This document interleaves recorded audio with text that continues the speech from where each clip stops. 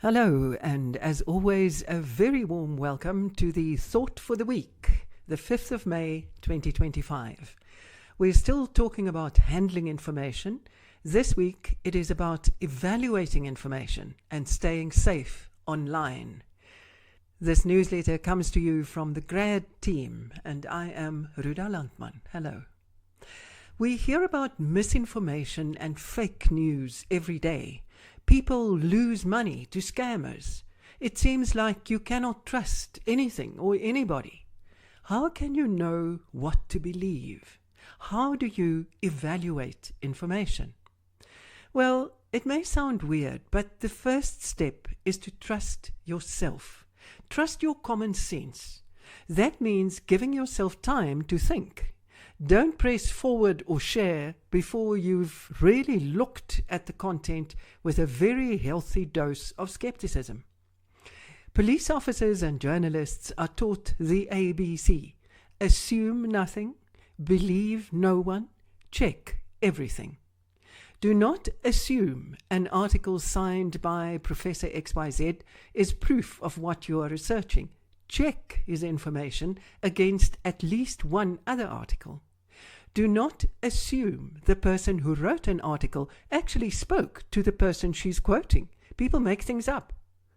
Do not believe the caption below a sensational picture is true and correct.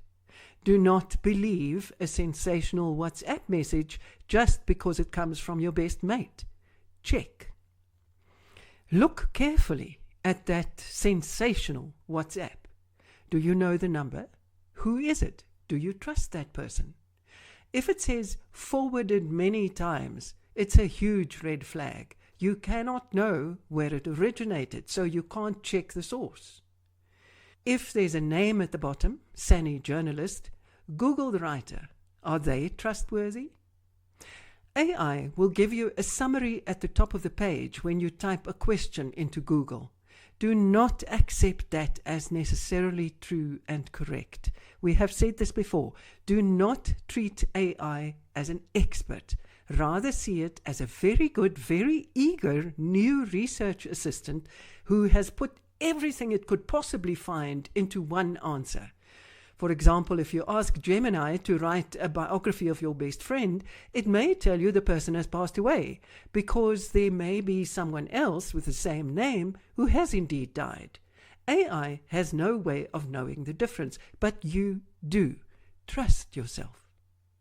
In general, apply what is known as the CRAP test, C-R-A-A-P. Currency. When was it written? Have circumstances or facts changed since then? Relevance.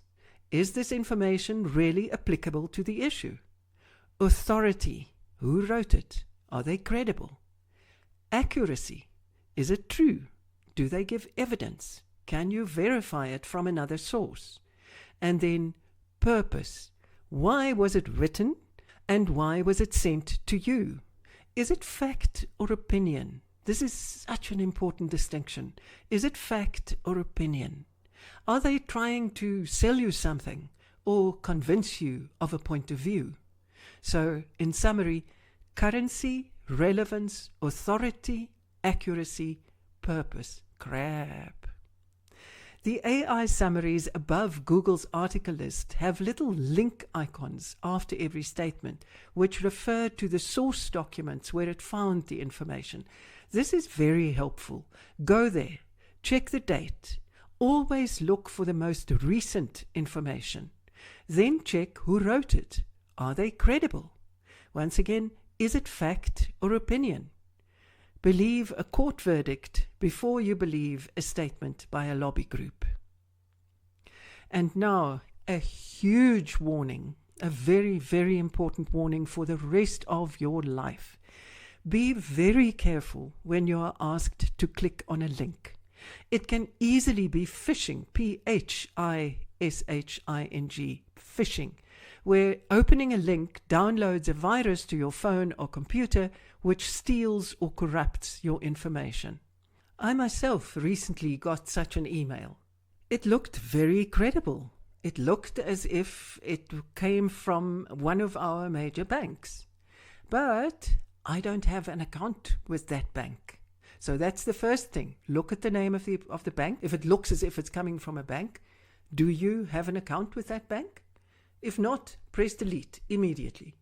Look at the email address. No bank will have an email address like tricks@gmail.com. No. The email address can often give them away. And if it says in the middle, download e-statement copy or download anything, do not click. Do not click. It's a trap. Don't even click on download pictures if you don't know the source. It is enormously dangerous. You can download a virus, or you can lose your information, or your passwords can be stolen. So be really careful.